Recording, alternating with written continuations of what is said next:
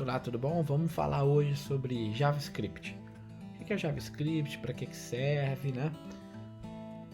Bom, para adiantar um pouco, os temas apresentados serão introdução, variáveis, operações matemáticas, funções, condicionais e operadores lógicos, estrutura de repetição, intervalo e timeout. Bom, JavaScript é uma linguagem interpretada que permite executar scripts no client-side no navegador. Então, assim, uma linguagem interpretada. Existe a linguagem interpretada e existe a linguagem compilada. A linguagem compilada, você escreve um código e esse código precisa gerar um arquivo e precisa transformar isso em binário para que o computador possa entender, ou alguma outra linguagem específica, um assembly, alguma coisa mais próxima, né? E a linguagem interpretada, ela já não há necessidade dessa conversão, ela já lê o código e já executa. Porém, a linguagem interpretada, você toda vez que lê o código, você executa o processo inteiro. E a linguagem compilada não, uma vez que você cria o código, ele é compilado, aquele arquivo executado não precisa ser recompilado novamente, a não ser que você faça alguma alteração no teu código, tá? E como assim no client-side, né? O client-side é o navegador. A gente tem o client-side e o server-side. No português seria o lado do cliente e o lado do servidor.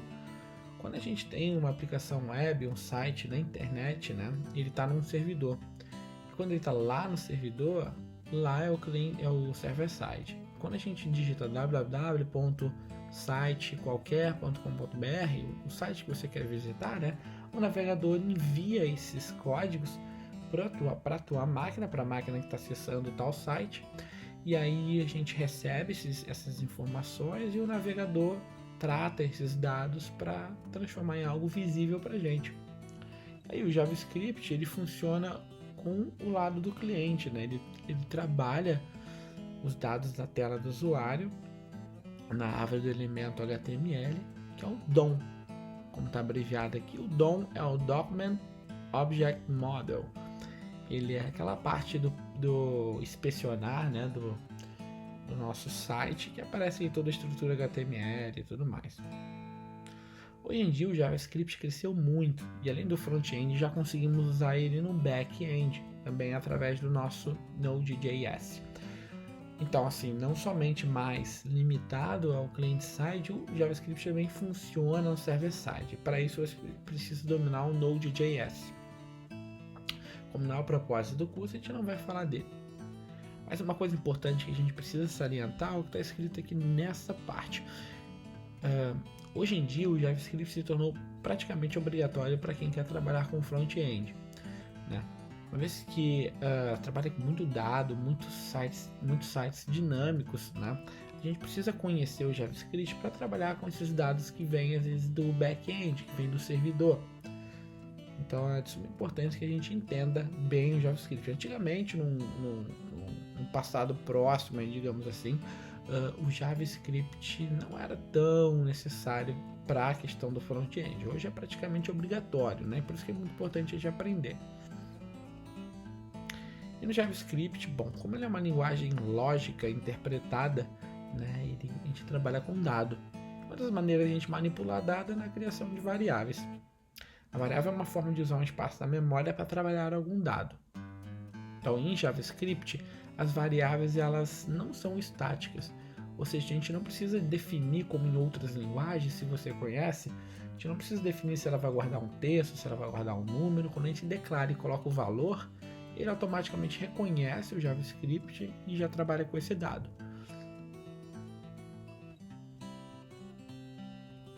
Para declarar uma variável no antigo JavaScript, a gente usa a palavra var.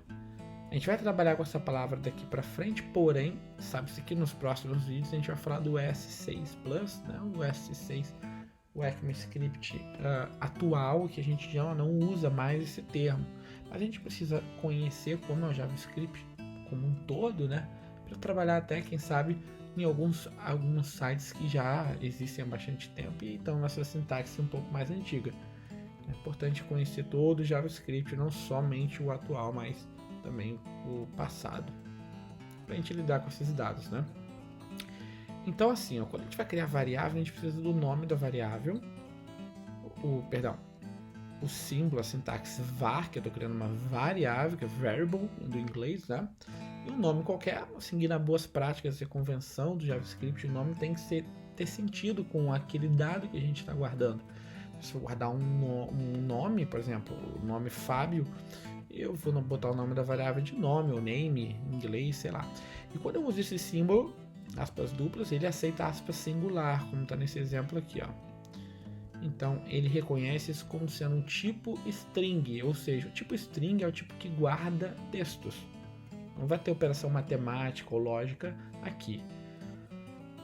A gente quer guardar um valor inteiro, então do inglês integer, né? A gente não coloca entre aspas, coloca somente o número. A gente quer um número fracionado, então do inglês o float, a gente se representa por um ponto. Perceba que no inglês a fração não é representada por vírgula, e sim por ponto. E a gente quer um valor booleano, ou seja, um valor que guarda uma chave verdadeira ou falsa. Então a gente coloca true ou false. Existem os arrays também. Então, se você quer guardar mais de uma informação numa variável só, você precisa de um array. Então, separado por vírgula, você vai colocando os dados. A gente vai ver agora na prática, né, como é que trabalha com array. E o objeto, que é um dos principais também que a gente precisa entender bastante o funcionamento. Aí você pode guardar, na verdade, numa variável vários valores, chaves e valores para aquela variável, né? Então, aqui eu tenho um aluno tem nome, idade, peso e verificar se ele é humano ou não. Então, na chave nome, ele tem o valor Homer. Na chave idade tem o valor 23, no peso tem o valor 95.3 e na chave humano ele tem o valor true, de verdadeiro. Tá bom? Então vamos ver isso um pouquinho na prática. Para isso eu vou usar aqui o JSBean, ele é um site muito bacana. Deixa eu colocar aqui JSBean. Então você pode aqui praticar JavaScript ou você pode praticar também no próprio console aqui, tá bom? Vou praticar dessa vez no JSBean. Aqui eu não quero HTML nem CSS, eu quero JavaScript e o console. Não quero output também. Muito bem, eu posso vir aqui então e fazer alguns testes. Por exemplo, variável nome, guardar um nome Fábio. Para ver se está funcionando, eu posso usar uma função no JavaScript chamada console.log, que é muito usada para debugar código, para depurar, né, para ver se tem algum problema. Então, quando eu coloco console.log, isso significa que vai imprimir alguma coisa aqui no console. Então, eu posso imprimir o nome, uma variável, nome, e ver se está. Clico no Run, lá, funcionou e veio um texto. Eu tenho uma função no JavaScript chamada typeof, que ele pergunta que tipo é essa variável, né? Então, por exemplo, que tipo de variável é a variável nome? Então, typeof, nome. Ó, responde, é uma string, viu? Ele está respeitando aquilo que a gente viu ali no slide. Então, veja bem, com aspas duplas, ele vira uma string. Então, vamos voltar aqui. Ó, eu posso vir aqui agora e colocar, tirar o typeof, né? A gente já sabe que é uma string. Agora eu vou criar aqui, variável validade é igual a 30. Perceba, não passei aspas duplas agora. Se perguntar console.log idade, dá um run aqui, ó, veio 30 sem as aspas. Se perguntar que tipo essa variável, então typeof, então ele vai retornar para mim number. Percebeu a diferença? Então, número. Então agora eu posso fazer operação lógica. Olha que legal. Posso perguntar: a idade é maior do que 10? Ó, a idade é 30. 30 é maior do que 10? Falso, né? Vamos ver o que vai retornar. Ops, 30 é maior do que 10, perdão. 30 é maior do que 10, então ele retorna true. Agora, 30 é menor do que 10? Não, 30 não é menor do que 10. E aí ele vai retornar false, certo? Aqui tem um atalho, ó, Ctrl Enter, então eu aperto Ctrl Enter no meu computador e ele executa isso aqui sem eu ter que clicar aqui. Muito bem. Um outro exemplo aqui interessante, o float, como funciona o float, vamos ver aqui. Então se eu colocar um ponto aqui, 5, e perguntar, vamos ver se o type of float, acho que ele vai dar number também, vamos ver, type of idade number. Isso, mas ele é um float. Vamos ver agora um próximo exemplo. Muito bem, a gente tem um valor booleano, então se eu disser assim, é humano, e colocar true, então eu vou perguntar aqui, tem humano, ele responde um valor booleano. Se eu colocar false, dá erro porque false daquele jeito não existe, agora sim false. Então a gente consegue colocar valores como verdadeiro ou falso, valores com resposta. O array que é muito interessante, agora a gente precisa entender como o array funciona. Então, por exemplo, se tem mais de um valor, eu quero salvar uma coletânea de nomes, por exemplo, então eu preciso usar esse símbolo que é colchetes, e separado por vírgula vai ser cada valor. Então, por exemplo, Fábio, e aí vírgula, um espacinho por questão de organização, Vitor, vírgula, Jonathan, então vírgula, Larissa. Então, perceba, se eu imprimir agora aqui nomes, olha que legal, ele vai me entregar essa coletânea. E se perguntar type of nomes, ele vai dizer que é um objeto, e na verdade é um array, mas todo array é um objeto, então o JavaScript chama de objeto. A gente chama isso aqui, essa construção, de array. O objeto em si a gente vai ver logo em seguida. Mas perceba, e se eu quero acessar, Fábio, o nome Vitor? No JavaScript, na maioria das linguagens de programação, esses valores aqui de um array a gente chama de index. E todo o index no JavaScript, o index do zero. O index ele começa a partir do zero. Então se eu quero acessar o nome Vitor 01, ele está na posição 1, e aí para referenciar nomes eu tenho que colocar colchetes posição 1. Agora se der um enter ali, ó, Vitor, perceba? Eu vou fazer de novo, ó, Vitor. Muito bem, vou dar um clean aqui, ó, clear, para a gente enxergar melhor. Vitor. Se quer acessar a Larissa, por exemplo, 0, 1, 0, 1, 2, 3, então nomes posição 3. Larissa. Se eu quiser adicionar um novo nome, não tem problema. Eu pego um nome vazio, posso fazer isso aqui, ó, nomes, posição 4, que não existe, e coloco ali, por exemplo, Júlio, certo? E agora se eu perguntar o que tem na array, não em específico no index, mas em todo o array, ó, ele já entrega ali o Júlio. Tem um outro método também em JavaScript, que é o push. Eu posso botar nomes, vamos supor que eu não sei qual é o próximo número do index, né? Faz de conta que eu não estou enxergando aqui e eu quero botar no último espaço. Então não sei se é 4, 5, 6, então eu uso nomes.push, aí eu passo o valor aqui dentro. Push é empurrar, ele vai empurrar lá para dentro. Então, por exemplo, agora eu vou chamar aqui de Jéssica. Então eu venho aqui em nomes, console.log nomes, ó, vou jogar ali e ele incluiu também, sem problema algum, certo? Bacana, e assim a gente pode ir trabalhando com esses dados. Agora a gente vai falar um pouco sobre objeto. O objeto é muito usado em JavaScript, muito mesmo, então é importante a gente entender. O objeto,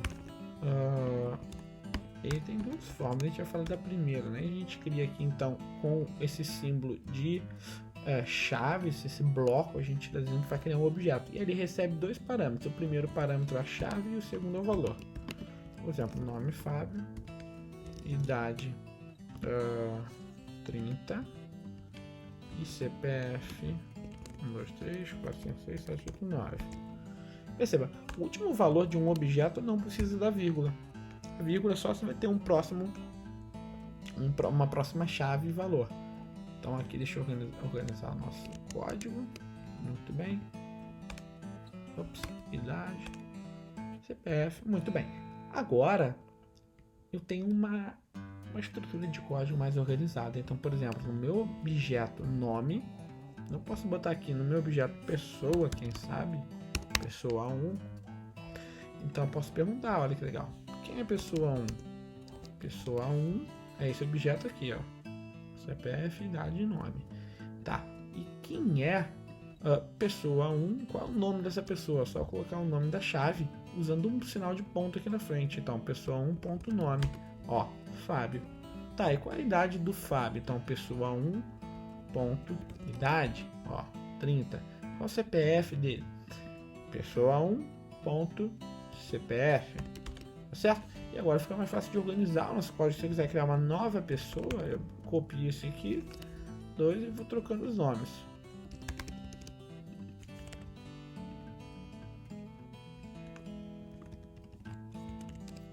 Tá? Então agora se acessar pessoa 2 ponto nome, eu tenho a Larissa. Acessar pessoa 1 ponto nome, tenho o Fábio, percebeu? Então dessa forma a gente consegue criar uma estruturação de código muito mais legal, muito mais interessante, e é assim geralmente que as principais aplicações do web trabalham. Um exemplo prático disso é a API do GitHub. Se eu acessar a minha API aqui, por exemplo, perceba, ele é um objeto com chave, valor, chave, valor, chave, valor. Tá bom? Então, é interessante que você entenda esse conceito de objeto. A gente tem uma outra forma também de declarar o objeto, a gente vai aprender mais para frente.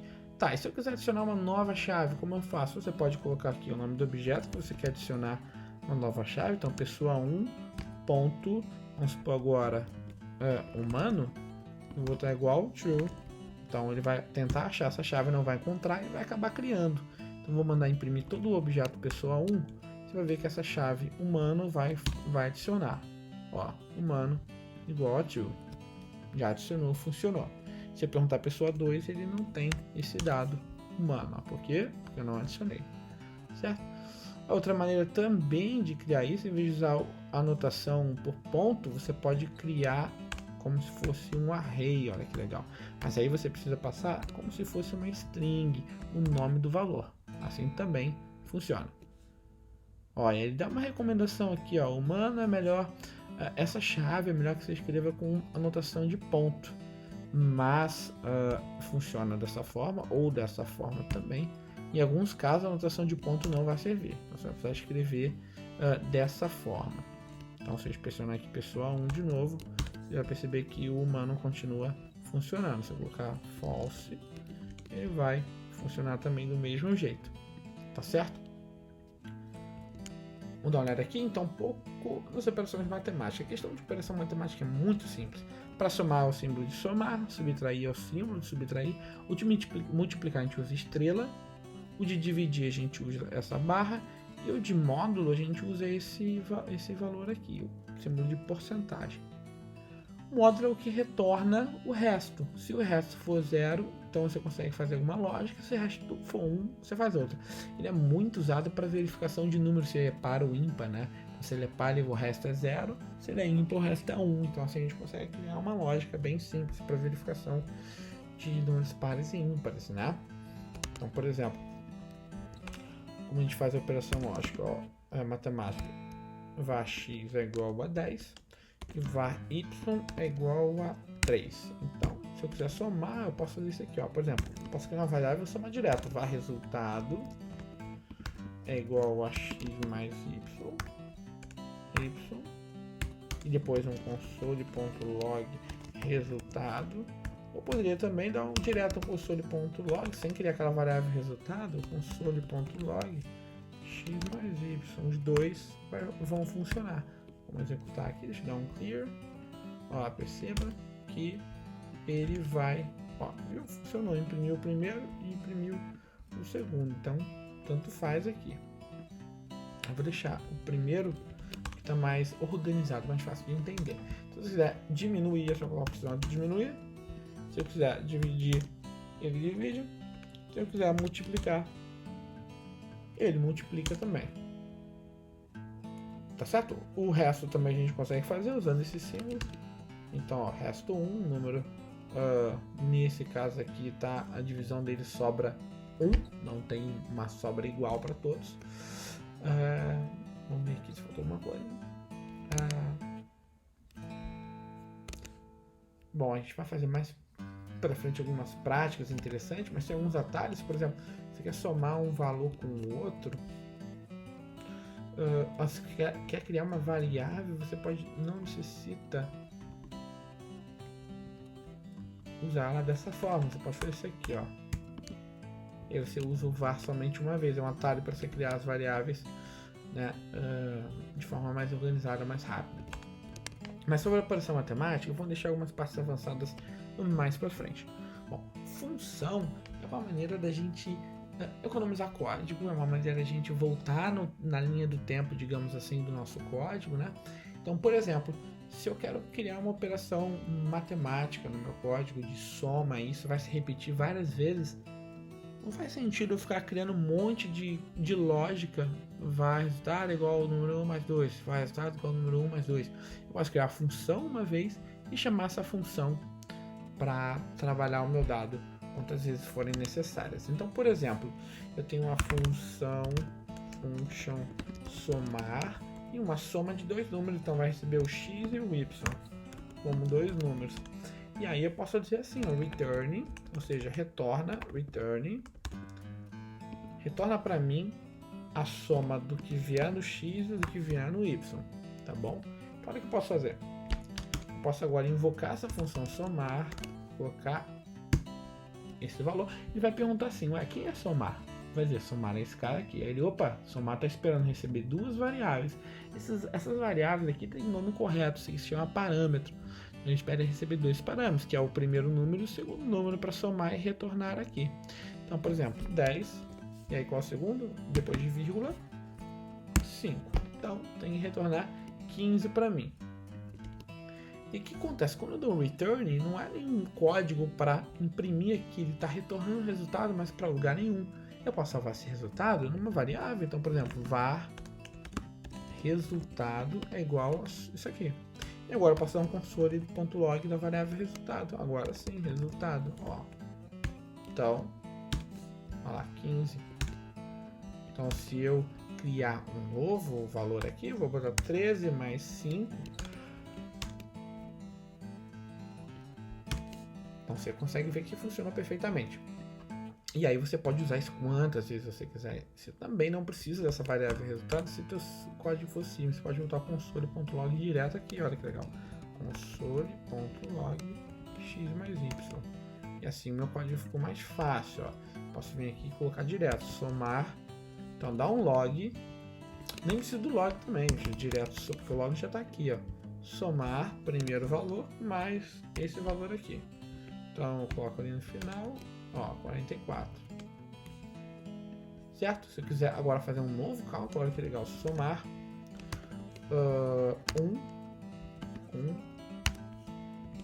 3. Então, ó, 4. E colocar um outro valor também vai funcionar, ó. 130. Então, aqui é claro, um exemplo bem simples, mas é uma forma de você entender como funciona a função. Eu posso também criar uma função de nome completo, né? Função, a function, nome completo. Nome completo recebe. Nome completo recebe nome e sobrenome. Lembrando que aqui no nosso amigo parâmetro a gente escreve como a gente quiser. Então, o nome e sobrenome vai ser assim: console.log nome mais um espacinho ali no meio mais sobrenome. Pronto. Então, olha o que eu posso fazer: nome completo. Sei que essa variável nome completo e passar os atributos que está esperando receber. Não é texto que eu quero, então tem que passar entre aspas. Fábio, vírgula, outro valor, ó. Fábio, vírgula, Souza. Então vamos imprimir, ó, Fábio Souza. Se eu não quiser essa organização, existe uma coisa nova no JavaScript que é o template, né? Então você pode fazer a interpolação, que eu acho que é o nome mais correto. Então você pode colocar aqui usando esse apóstrofo aqui, ó. Você pode colocar para chamar a variável, que na verdade parâmetro, perdão, chamar o parâmetro. Você vai chamar aqui o parâmetro nome,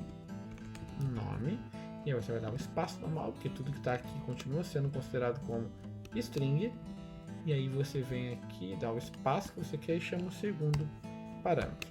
Nesse caso aqui, a gente não vai precisar fazer aqueles símbolozinhos de mais, nem criar uma string vazia só para dar o espaço que a gente precisa.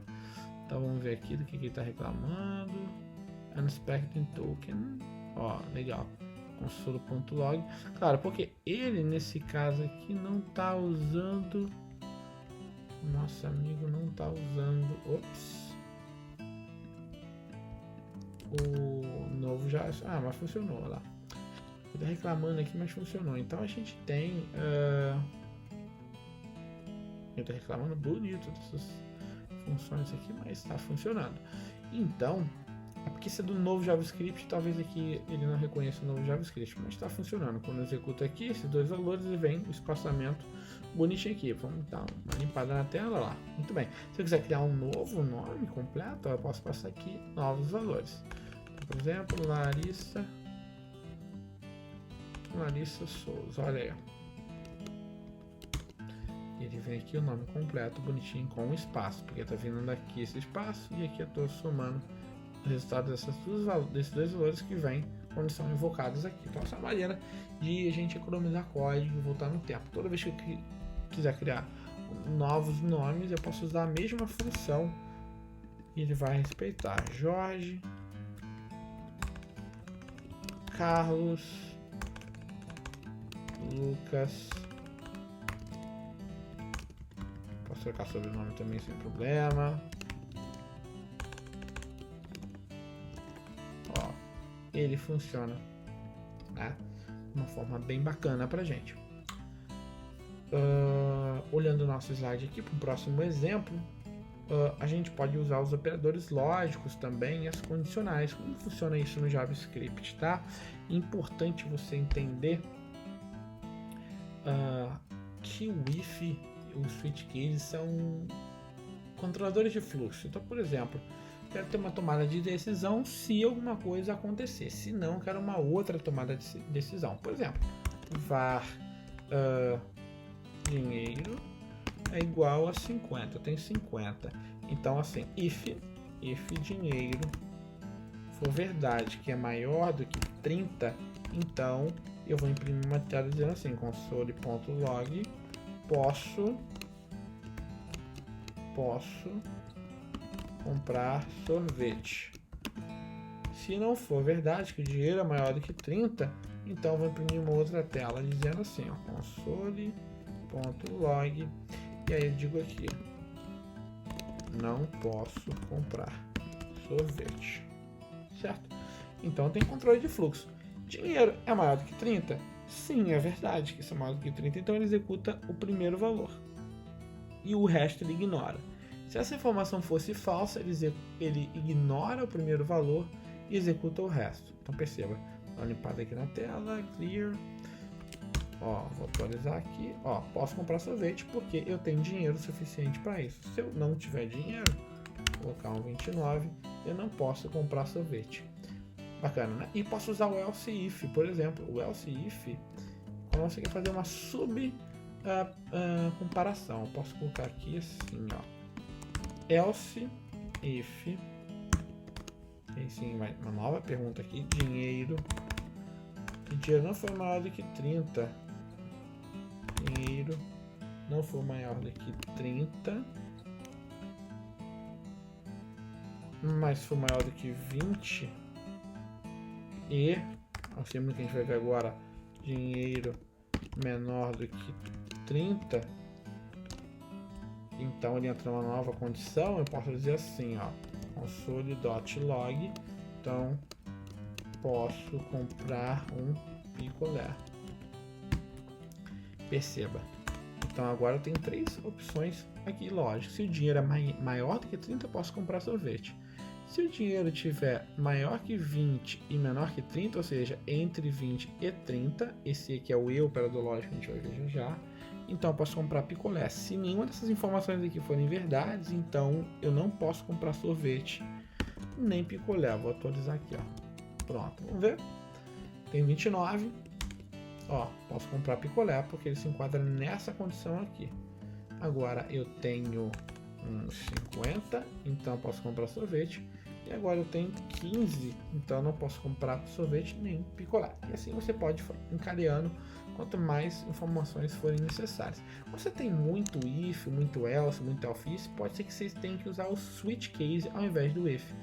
é uma forma de você controlar opções. Então vamos supor que no exemplo também que você tem uma var chamada dinheiro, e aí nessa var dinheiro você também tem 50 e você pode fazer assim, ó, switch dinheiro, ó, ops, switch, ó, e aqui dentro dinheiro.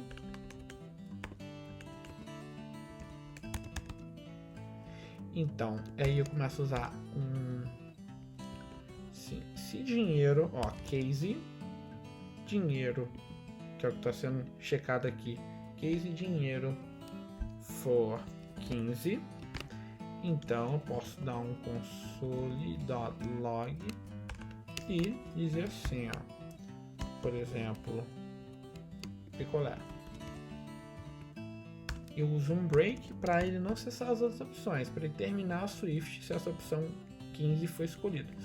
Se não, posso colocar aqui, ó, um case 30, então console.log sorvete. E aí um break para ele não acessar a próxima opção, para ele sair disso aí se o 30 for escolhido. Se eu não coloco o break, por exemplo, escolho o 15, ele vai imprimir tudo que está no 15 e tudo que estiver embaixo. Então eu quero que ele interrompa todo o ciclo que está nesse bloco aqui, de chaves a chaves, então eu uso o break, se essa informação for escolhida. Por exemplo, case 45, então console.log, aí eu digo aqui para ele fazer o seguinte, sorvete 2 bolas, break. Se não, nenhum desses valores foi escolhido, não tem, vou dar um exemplo, não tem como comprar nada. Console.log um produto inexistente, por exemplo. Tá? Então vamos fazer um exemplo aqui. Nesse caso tem 50. 50 não é case nesse, nem esse, nem esse. Onde ele vai cair? No default. Vamos testar. Run. Ó, produto inexistente. Se eu colocar aqui 15 confere com esse case 15, tem que sair picolé ali, ó.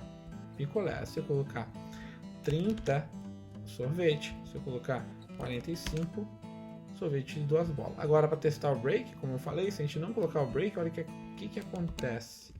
Se eu não coloco o break aqui, então se eu escolher a opção 15, em vez de imprimir só o valor do 15, deixa eu colocar aqui 15, ó, clear, run. Então ele imprime o valor do 15. Na verdade ele ignora o 15, ele encontrou o 15 e vai para os cases seguintes, né? Que é o sorvete 2 bolas. Vamos imprimir isso de novo, tá estranho. Deveria funcionar. Ah, agora foi. Algum erro. Beleza. É algum erro mesmo. Então assim, por isso que eu estranhei. 15 sem o break, ele achou o 15, então ele vai imprimir o que está ali, e se eu não botar o break, ele continua imprimindo o que está embaixo, ó. Por isso que o break é essencial. Olha o exemplo, se eu colocar 30, ó, deixa eu limpar a tela de chamar de novo. Então aqui, beleza, 30 tem, é sorvete, e ele lê o resto, pode ver que picolé não apareceu. Por isso que a gente tem que colocar o break para evitar esse comportamento. Colocando o break, ó, então se eu colocar ali de novo o 15, agora sim só vai aparecer o que ele encontrar. Se eu colocar o 30, ele vai aparecer só o que ele encontrar, certo? Então beleza. Ó, vamos ver aqui. Outro exemplo interessante, os condicionais. Então, por exemplo, eu tenho, se eu perguntar assim, eu vou no console direto aqui, ó, clear, tem maior. Então 20 é maior do que 10, ele responde. 20 é menor do que 10, ele responde com true ou false. Posso usar também aqui os símbolos de igual ou diferente. Por exemplo, 20 é igual a 20, sim. 20 é igual a 10, não. 20 é diferente de 20. Então aqui eu estou usando inversão lógica, um símbolo de negação. Então, ó, sim. Aqui a gente vê um false, né? Ele não é diferente, ops, deu errado. 20 é diferente de 20, Não, eles são iguais, então dá falso, tá certo. Agora, 20 diferente de 10, true, ele é diferente. E aí tem o estritamente igual ou estritamente diferente, que ele pergunta se o valor é o mesmo tipo. Se, por exemplo, se eu tenho o valor 1 1 é igual a string 1, ele vai dizer true. Mas se eu perguntar 1 é estritamente igual a string 1, ele diz false. Por quê? 1 é tipo type of 1, é um número. Se eu colocar type of string 1, é uma string. Então são tipos diferentes. O estritamente igual quando você quer perguntar se o valor e o tipo da variável ele é o mesmo. Aí ele é mais restrito, é mais indicado, tá? Até para ser sincero, tem o símbolo de maior e igual. E a estrutura de repetição. A estrutura de repetição a gente usa quando a gente quer repetir alguma porção de código. Tem o laço for, por exemplo, que a gente usa quando a gente sabe a quantidade de repetição, e tem o while quando a gente não sabe a quantidade de repetição. Por exemplo, eu quero repetir a quantidade de informações do meu array. Tenho 10 index lá. Então você usa o laço for. Eu tenho um login e senha e o usuário só pode acessar quando acertar a senha. Então eu não sei quantas vezes ele vai errar. Então eu uso o while. Enquanto errar, dá o direito de digitar a senha. Quando ele acertar, interrompe o loop. Você não sabe quando ele vai acertar nem quando ele vai errar. Então a gente usa um while nesse exemplo. Tá bom? Vamos ver um pouco os dois na prática. Então, por exemplo, eu tenho aqui um clear. Então eu tenho aqui, ó. Vamos supor que eu tenho um for. Aí eu preciso de um contador. Var. Vou chamar aqui de var i é igual a 0. Enquanto i for menor do que 10, eu faço i mais mais. O que acontece com i mais mais? O i mais mais é um atalho para i é igual a i mais 1. Então eu estou incrementando. Então, i mais mais. Aí eu executo esse código aqui, ó. Para cada loop console.log e eu vou mandar imprimir o valor de i para a gente enxergar. I mais um valor qualquer, por exemplo. Loop. Vou chamar de loop. Então, dá um enter e vamos ver o que vai acontecer. Ó, pronto. Então, olha o que aconteceu aqui. Eu tive uma repetição de 10 vezes. 10 vezes os meus valores. Por quê? Enquanto essa informação aqui for verdade, isso que é importante do loop for. Ele é um pouco difícil de entender, mas presta atenção. Enquanto essa informação aqui é verdade, ele executa isso aqui. Ó, i não é igual a 0. Então, no primeiro loop, i é menor que 10? Sim, é verdade. Ele vai incrementar, mas primeiro ele executa isso aqui. Aí o i passou a valer 1, porque i igual mais 1 é 1. Então, i é menor do que 10, ele executa, o i vai valer 2. Depois o i vai valer 3, 4, 5, 6. Quando chegar no 9, ele vai continuar sendo verdade, ele vai incrementar, vai virar 10. Ele vai perguntar, 10 é menor do que 10? Não, 10 é igual. E aí ele interrompe o loop, ele não deixa imprimir mais nada. É isso que acontece aqui, por isso que não chega no número 10. Tá certo? Essa variável i não troca. Ele é só um contador, só para fazer a gente repetir as coisas. Por exemplo, se eu colocar aqui var começa i é igual a 1, então eu posso botar aqui quando for menor do que 11, e aí ele vai imprimir de 1 a 10 agora, ao invés de 0 a 9, enfim, isso é só um detalhe mais visual. E o while é quando a gente não sabe. Então, por exemplo, o while, vamos supor que o while, idade maior, enquanto o while for menor do que 200, a variável idade, vamos botar aqui ela aqui em cima, né? Var idade é igual a 0. Então ele vai repetir isso aqui, ó, console.log false, sei lá. E aí eu vou dar aqui só para fazer o loop sair daqui, senão não sai nunca. Eu vou dizer que variável cada loop vai aumentar idade mais 1. Então vamos supor que em algum determinado momento a pessoa essa idade vai alterar. Faz conta que a gente não sabe quando que vai alterar o valor dela para isso aqui passar a ser falso. Quando virar falso, ele sai desse loop. Vou botar aqui, ó, console.log só que saiu. Então você vai ver que depois, somente depois de 200 interações, ele vai sair desse loop. Vamos ver? Ó. Deu um errinho aqui, vamos ver qual foi o erro. Então, olha só, teve 200 impressões. Ah, claro, saiu tem que ser um texto, né? Então tem que, arrumar isso aqui. Vamos fazer agora o seguinte. Vamos dar um clear e imprimir de novo. Ó, pronto. Então tem 200 impressões de false. Quando isso a informação vira false, essa informação vira false, ele sai do loop. E aí imprime lá pra gente no final. Saiu. Agora ele está nessa linha aqui. Certo? No JavaScript também existe o intervalo e o timeout. O intervalo e o timeout funciona assim. Ele confunde um pouco o povo, mas é fácil de entender. O intervalo, ele cria um intervalo. Então, assim, a cada 1.000 milissegundos, ou seja, aqui é a mesma coisa que a cada 1 segundo, a função exibe algo. E o set timeout, ele funciona assim. Espere 5 segundos e faça tal coisa.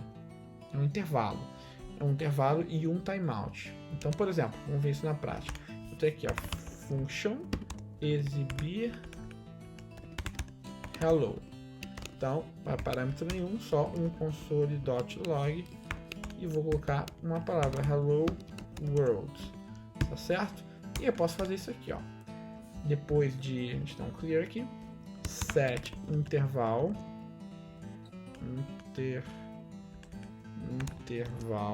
e dizer assim, ó. E aqui ele é uma função própria do JavaScript já. E aqui ele espera receber como parâmetro uma outra função. Então eu posso chamar a função aqui em cima. Quando eu chamo a função nesse caso, eu não mando os parâmetros, porque aqui ele é uma função esperando receber uma função como parâmetro, não uma função para ser executada. Quando eu uso os parâmetros, eu estou executando uma função, e aqui não vou executar essa função. Eu vou passá-la como parâmetro. Então, exibir hello, sem as aspas duplas. Ó, vou tirar sem isso aqui, não pode ter. Tá? Então, beleza. Aí fica só os parênteses, perdão, não aspas duplas, os parênteses. Então, fica assim. E aqui eu passo vírgula e o tempo. Então, depois de 3 segundos, eu quero que execute essa função aqui. Eu vou dar run, você vai ver que vai demorar a sair o hello world. Ó. 1, 2, 3. Apareceu. Viu? Se eu quiser aqui de novo a cada 5 segundos, para os próximos 5 segundos. Deixa eu dar uma atualizada aqui.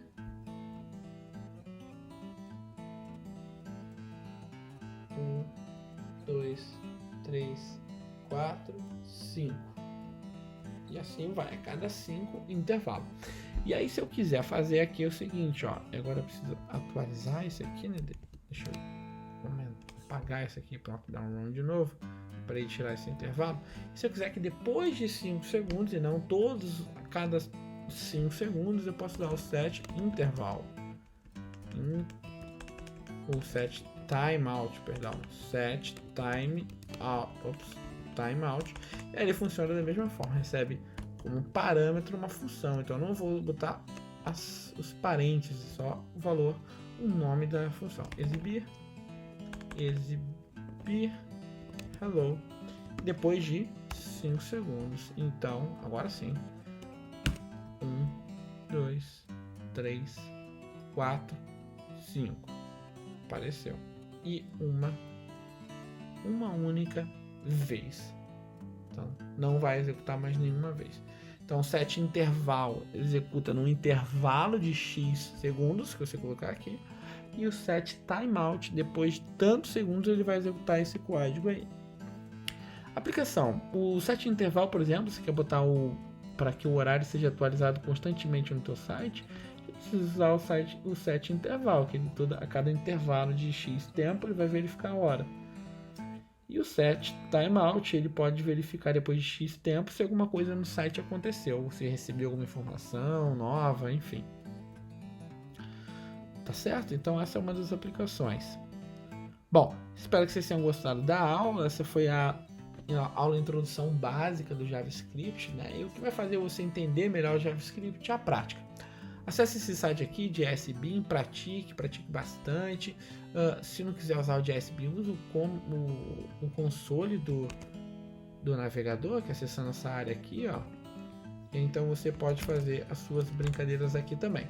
Espero que vocês tenham gostado e até uma próxima aula.